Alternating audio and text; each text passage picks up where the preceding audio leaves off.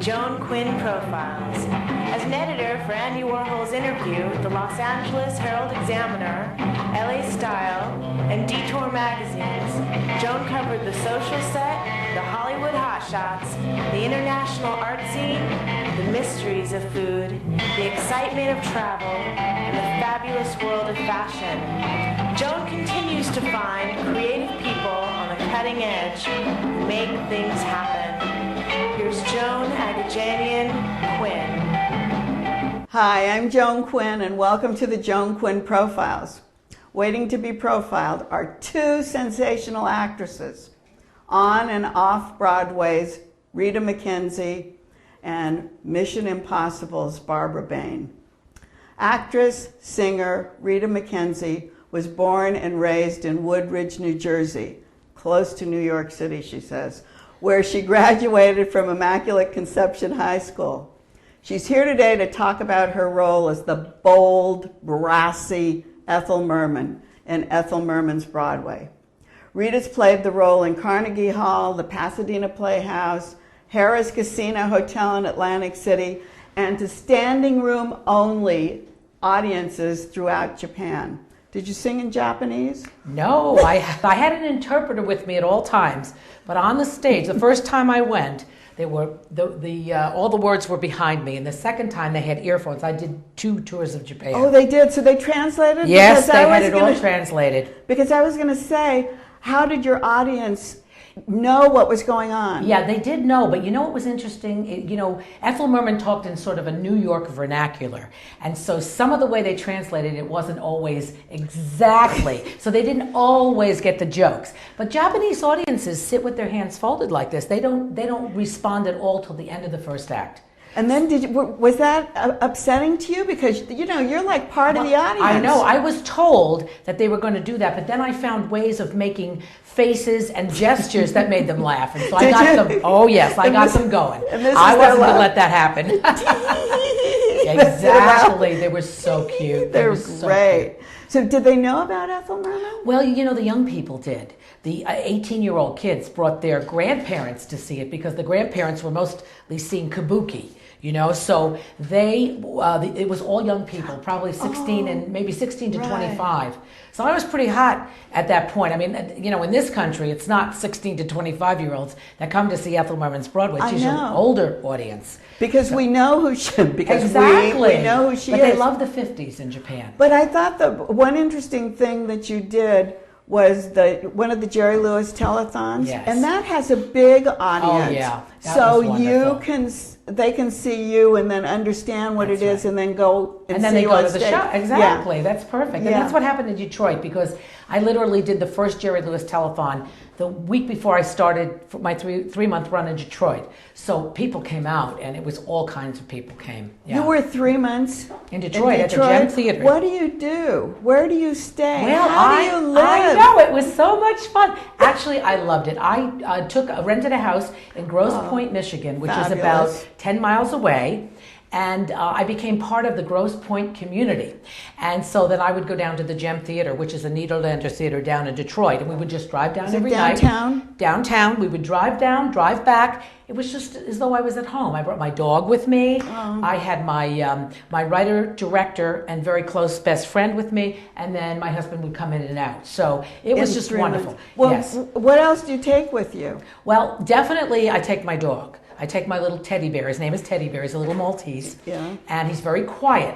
So I can sit him behind, on the stage or behind the stage, and he doesn't say anything. Yes. What about Japan? Could you take him there? No, I didn't take a dog to Japan. No, not out of the country. No. And then what happened in Japan? Did you go from hotel to hotel? Yeah, well, yes, we did. We stayed in Tokyo for a couple of weeks, and then we took what they thought was quicker than a plane. We took a bullet train to different places, and then stayed in different places. It was wonderful. You've played all over. We talked about Detroit, the Laguna Yes, Playhouse. I just finished Laguna Playhouse in September. You're running head to head with Hal Holbrook, who has a one-man show, and you have this one-woman show, and you both have the biggest audiences. We do. We've been doing it a long time.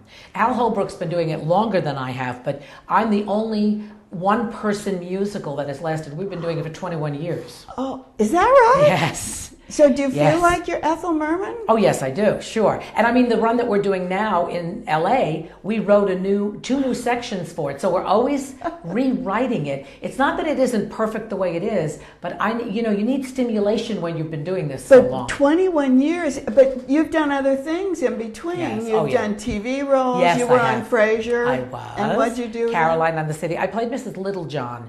She was the head of the nominating committee, I think it was, and Caroline in the City. And then I had a reoccurring role on Daddy Dearest, which was the first Fox musical. First Fox comedy. It was Richard Lewis and Don Rickles and Renee Taylor. So yeah. when do you have time to do that in between? Well, it's a wonderful thing because live theater can be booked a year or two ahead. Oh, so I always know when I'm going to be where. So. Did you want to be an actress when you came out of Immaculate High School? Oh, well, that's a funny story in itself because, Immaculate Conception High School, not anymore, but in my day, was all girls. Of course, I went to all girls There too. you go. And we were not allowed to have any boys in the school, much less on the stage. So my first two roles were as Franz Schubert in Blossom Time, which is an operetta, and King Arthur in Camelot. That's how I started. You were singing in high then. school. I wanted to go to that school because when I was about 10 years old, my parents took me down to a musical there, and they had a full orchestra. They got their costumes from a place called Brooks Van Horn, which was a huge costume house for all the Broadway shows. Did? Yes. So I actually wore the mail, which is the armor of Lancelot. I wore the mail of King Arthur. I wore the mail that who did Richard. Lancelot? No, not Richard. The one with the beautiful blue eyes. Gorgeous. Robert Goulet. Right. Robert Goulet's mail. Oh, So, you did? Yes, I did. And I had to wear an ace bandage because, we had to be flat. So it was a crazy time. But, in those days, I was happy to be on the stage. So where were you training? How did you train your voice? Well, you know what I did? I had an all-girls rock and roll group when I was 11 and 12. We won CYO contests. I really wanted to be a rock and roll star. So that's what I really wanted to do. You started early, operettas, Well, I Broadway. did, but my parents said, "You're not going to do that for a living, are you?" And I said, "Well, maybe not. Then I guess not." So I went and got an education. I went to Nazareth College and then Seton Hall, and I got a degree in education. So I taught fourth grade. Which So I was the fourth- thing to do. Yes, you had definitely. to A woman, be a nurse teacher. or a teacher. That was what it was. I think it was our time. It was, absolutely. But in between, I guess, Ethel Merman, who's been on for so long, you've been Ethel Merman, you worked with other people that I've interviewed, Barbara Eden. Yes, I love Barbara. I love Barbara. She's wonderful. Yeah. In doing what? The Female Odd Couple. Right. We did you did the female? Yes, we did that for 3 years on the road, but we would come back home. We used a lot of television stars from LA, actually. We used the Soup Nazi from Seinfeld was in it. Georgia Engel from Mary Tyler Moore was in it.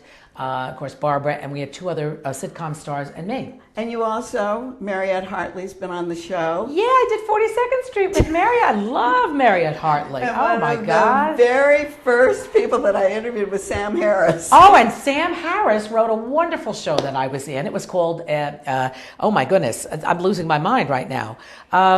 What was it called? It was like 42nd Street. It was oh my a goodness. musical, It was a obviously, musical. It was a right. wonderful musical. You'll think of it in And a I minute. actually did a New Year's Eve with Sam Harris. Oh, you did? I did. So We he's sang fantastic together. too. Oh, I love Sam. He's wonderful. So here you are traveling in between TV, film, different plays. Yes, different. musicals. Absolutely. And how long is an actual run of Ethel Merman's this run Broadway? here in LA is for 2 weeks. I'm here. Oh, so you 2 do weeks. different times. Yes. So I am doing 6 shows a week here for 2 weeks. Wednesday through Sunday at the El Portal Theater over in Lancashire. Which is great. That's Beautiful theater. I know, I love it. It's a wonderful And old then, theater. so who directs you and who wrote it? Right. Well, what happened was Ethel Merman passed away in 1984. And I had started already doing some roles, not many, because I was very young at the time, very young, 5, 6, no, I'm just kidding. Anyway, I was young. And so what happened was people would say, critics would say, she reminds me of the spirit of a young Ethel Merman. And I thought to myself, oh, that's not good. Because Ethel Merman's one of a kind, you know? I know, but also she was much older than you. Well, she was. But I thought to myself, I'm complimented, but I really don't, I'm not as loud and brassy as Ethel Merman. I just really wasn't. I was kind of a nice Catholic Italian girl from New Jersey. But when you get on stage... Well, what happened was my friend, Chris Powich, who, who the writer, had said to me, why don't we do a tribute to Ethel Merman? And I said, oh, I don't want to. Because she had passed away like 3 years before. And he said, well, you know, maybe we could do something where we would do some songs that people didn't know that she introduced. And I thought, oh, I'll try that. So he started that. He started it. And I said, you know what, I don't want to do Ethel Merman. He said, well, let's go find out about her. So I went up to Lincoln Center Library, and on the 3rd floor, they have a special area where you're only allowed, at that time, to take a pad and pencil. You couldn't bring your purse in, and it's all the memorabilia. Right. And I started to read clippings and things like that about her, and the first thing I learned was that she was very shy. And I thought, oh, you know, I identify with that. I mean, up on a stage is a different story, but just talking to people.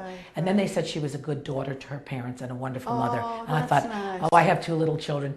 Perfect. All right, now I think I can deal with Ethel Merman. Oh, that's very nice. So then he wrote it, you wrote it together. Yes, we wrote it together. And directing it? He directed it. Oh, he directed it. And we put it in a little club in New York City, and the Times found out about it, the New York Times, and got a great review in the Times. And then we brought it to a place called the Ballroom, which was a huge cabaret. The Ballroom. You remember the Ballroom? Great, wonderful. Yeah. Oh, you took it there? Yeah, well, they invited us. I mean, it was there. Yeah, and so what happened was then we decided, the Pasadena Playhouse called and wanted us to bring it there. And then we made it a theater piece. We made it 2 acts. So you rewrote it. We rewrote it into a theater piece. But you're still on stage alone. Yes. Oh, yeah. I'm still on stage alone now, but the thing of it is I have 6 costume changes. I have a video. Six costumes? 6 costume changes. I was going to ask you about Unbelievable the costumes. Beautiful costumes. So they were all made for you. They were made for me. Change them all the time? I change them. Oh, no, we don't change. I mean, we have 6. Actually, we have a new costume coming in for this show. So it's 7 now. But I mean, we don't the same. We stayed the same 7 costumes because they're made by the guy who did Wicked. So they're huge. I mean, you should see the costume. I should be so lucky as to wear these I saw you things. when you move because you're sequined and they have length to them. Oh, they have length. They're unbelievable. They could walk on their own. Actually, they could do the show by themselves. I don't think they can sing, but if they could, they're beautiful. They're wonderful to wear. They're heavy. And what about on stage? What about the music? Well, I have a full orchestra. You have a full orchestra? Yes, I do. You travel with that? Yeah, well, what we do is we bring the musical director, sometimes the drummer, and then, of course, they pick up the instruments where they go. Thank you so much. Thank you, Joan. It was wonderful. Don't go away. We'll be right back with Barbara Bain.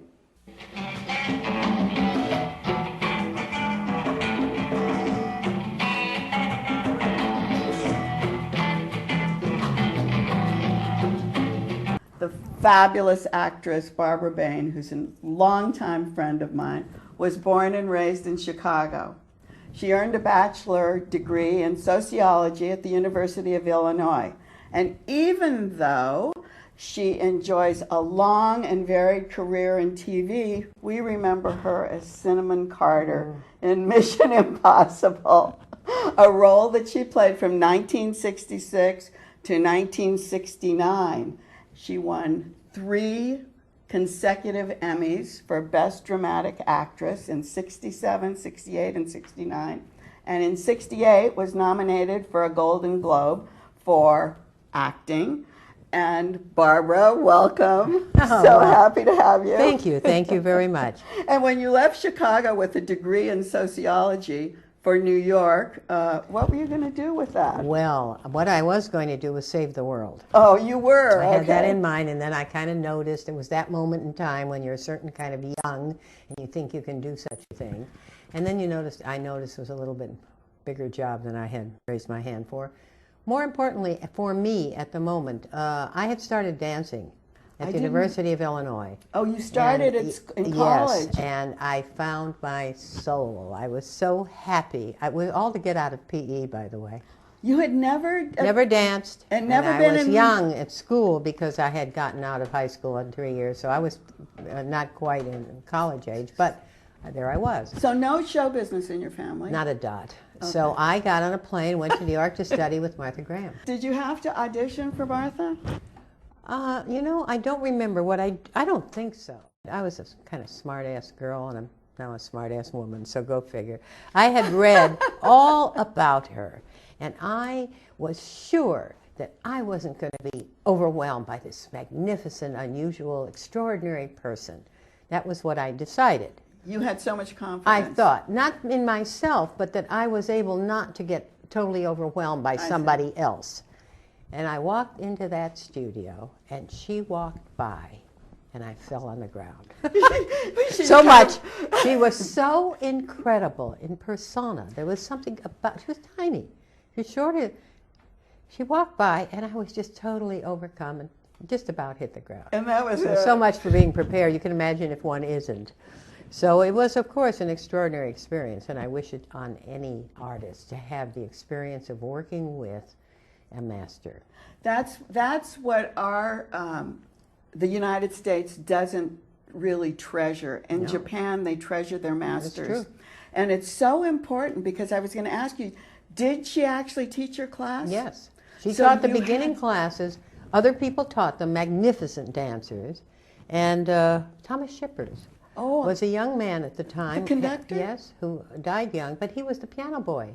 Oh, how In great. class. Don't He you played the love piano. that? Did she have other dancers come in to teach? Oh, they taught, her company dancers taught, and she taught once or maybe twice a week. I still have her footprint on my back because she'd come in and put her See foot how you see what right happens? in between your shoulder bones there, and want this thing called a high release. You never lose it, No, do you? no. You It never was lose wonderful. Because one of the ways we actually met was through dance Yes. at Tanya Lasheen's studio, That's Rita true. Bushinska, and you always loved everything that was Always. going on there. Yes, I did. Now I know why. Yeah, it was first love. It was a different, actually, genre of dance, wasn't it? What, modern Ballet dance? to Martha Well, Graham. at the time, I actually danced with a group prior in Chicago who were, we did, it was called Afro-Cuban dance, and it was Dunham. Catherine Oh, Dunham, yes, she was one of her fantastic. dancers, started a group in Chicago. We were 5 of us. Wow. And we danced around in rather limited places because it was as such a mixed group.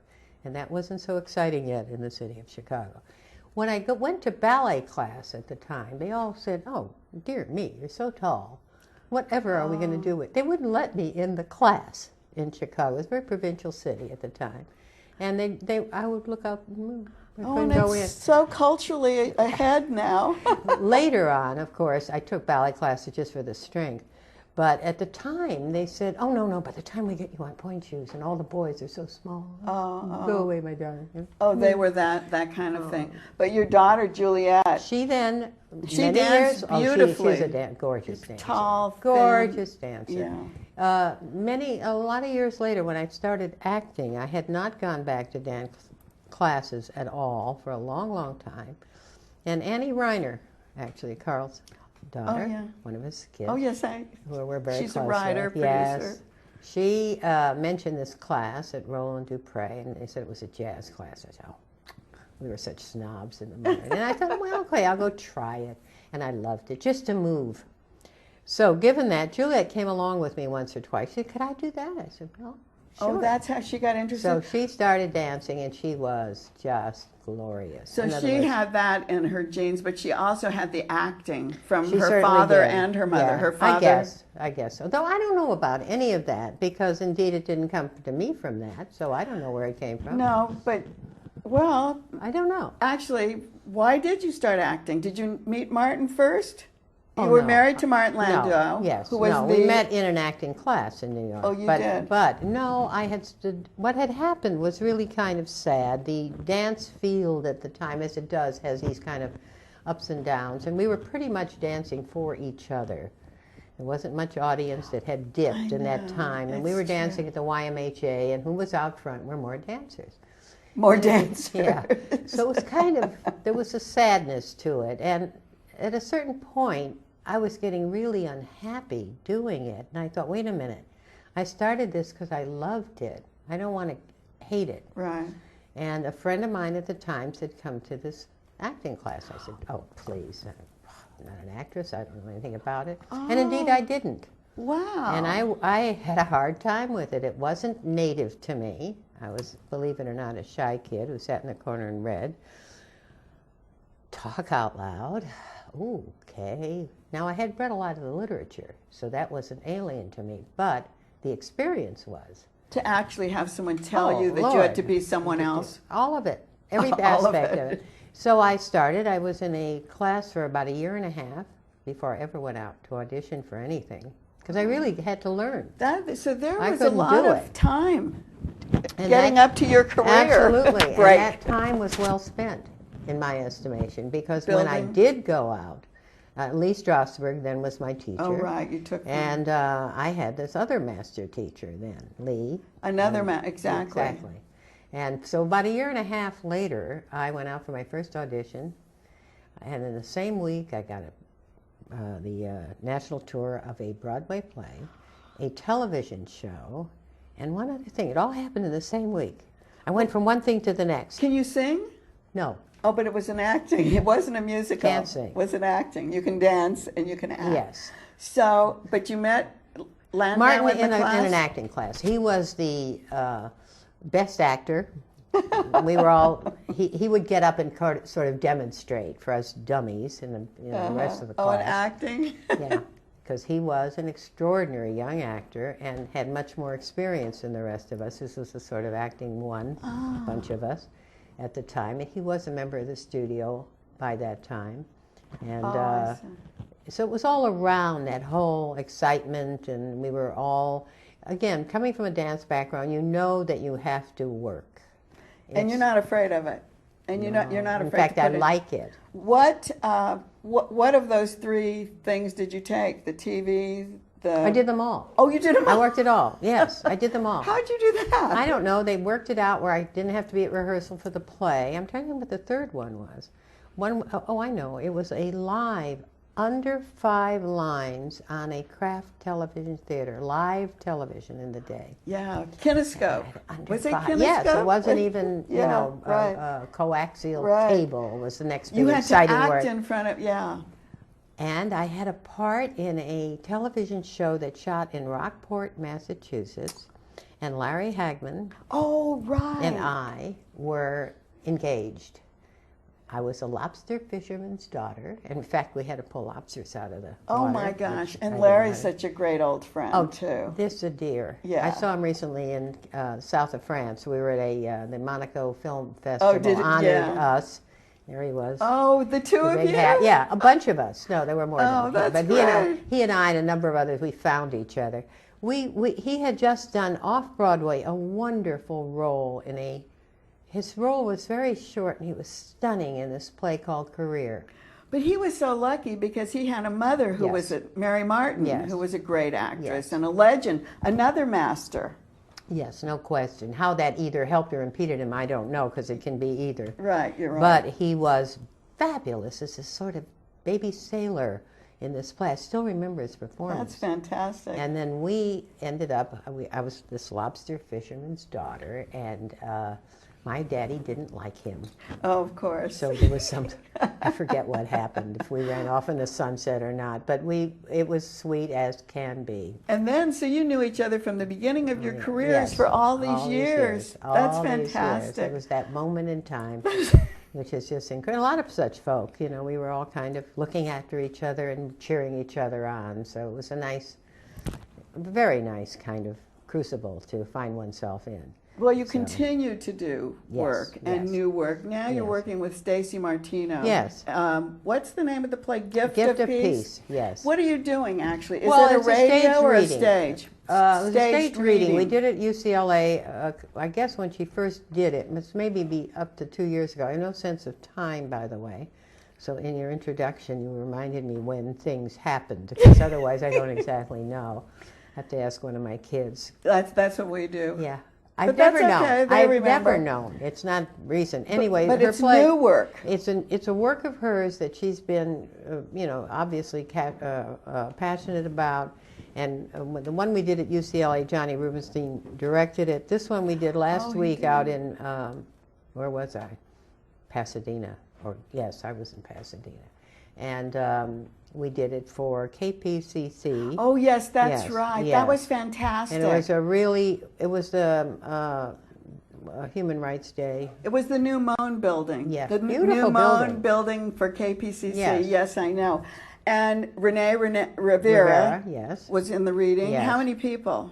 I think 13 of us. Oh, there were a lot. Oh, yeah. Oh, I see. Yeah. And what do you do in a stage reading?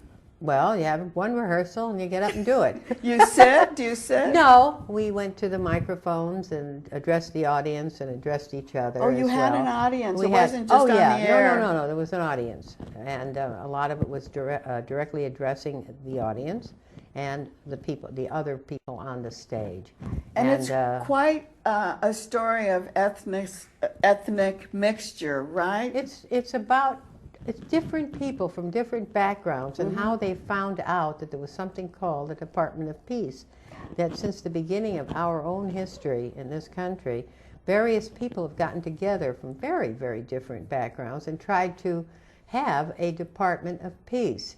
So I that know, we could, it's amazing, it's very isn't it? interesting. Yeah. And to try to look how to resolve conflict without war, because there will always be conflict, is what's stated.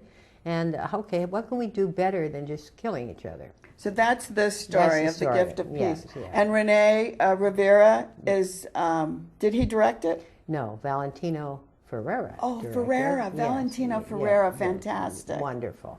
And Renee's a wonderful actor, as is Stacy. I know them all We've had as them both actors. on the show, Yeah, so they're extraordinary. yeah, they're Very great. gifted. I've worked with both of them at the Actors Studio, actually. That's what I was going to ask you. How would you choose to work with someone like that, people that you really don't know?